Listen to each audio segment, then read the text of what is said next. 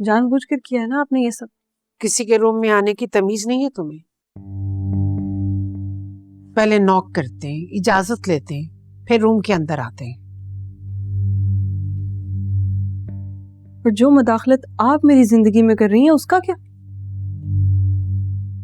आपने इजाजत तो दूर की बात, आपने मुझसे पूछा तक नहीं और मेरी जिंदगी का इतना बड़ा फैसला कर दिया। मैं जो कर रही हूँ तुम्हारे भले के लिए कर रही हूँ। मानना पड़ेगा, कितनी प्लानिंग के साथ आपने दाइम को रास्ते से हटाया, पर मैं बेवकूफ समझ ही नहीं सकी। मुझे लगा कि वो झूठ बोल रहा है। हाँ, ये बात तो ठीक है, तुम कम अकल हो। अगर तुम्हारे अंदर समझ होती तो तुम उस लड़के के चक्कर में ना आती। यानी दाइम सच कह रहा था? आपने उसे प्लानिंग के तहत घर बुलाया, उसकी और उसकी फैमिली की इंसल्ट की, और फिर मुझसे और सबसे झूठ कह दिया कि वो पैसों का मुतालबा कर रहा था। मैंने मना किया था ना तुम्हें कि तुम उससे नहीं मिलोगी, लेकिन फिर भी तुम उससे मिलती रही हो। कैसे समझाऊं तुम्हें? वो लड़का तुम्हारे लिए परफेक्ट नहीं है। और जो कुछ आप कर रही हैं वो भी कोई आइडियल सिचुएशन नहीं है मामा। मैंने कहा ना, मैं जो कर रही हूं तुम्हारे भले के लिए कर रही हूं।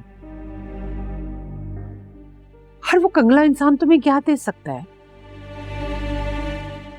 जिन आसाइशों की तुम आदी हो वो सारी जिंदगी भी तुम्हारी पूरी नहीं कर सकता। वो 2 वक्त की रोटी तुम्हें दे देना तो बहुत बड़ी बात है।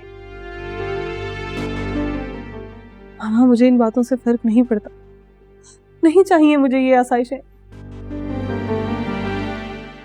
मुझे सिर्फ दाइम का साथ चाहिए। मैंने आपसे 1000 बार कहा है। कहना बहुत आसान है, लेकिन जब सर पे पड़ती है ना, सब समझ आ जाती है।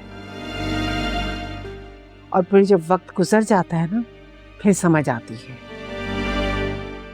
देखो, तुम्हारे लिए रेहान बेस्ट है। अरे वो करोड़ों का इकलौता मालिक है। राज करोगी राज। मामा मैंने आपसे पहले भी कहा है और अब दोबारा कह रही हूं कि मैं दाइम के अलावा किसी से शादी नहीं करूंगी। अगर दोबारा मैंने तुम्हारे मुंह से उसका नाम भी सुना ना, तो मुझसे बुरा कोई नहीं होगा। बस तुम इतना याद रखो कि अगले महीने की 6 तारीख को तुम्हारा निकाह है, और अगर तुमने कोई ऐसी वैसी हरकत की ना, तो मुझसे बुरा कोई नहीं होगा। सुना तुमने? दफा हो जाओ यहां से।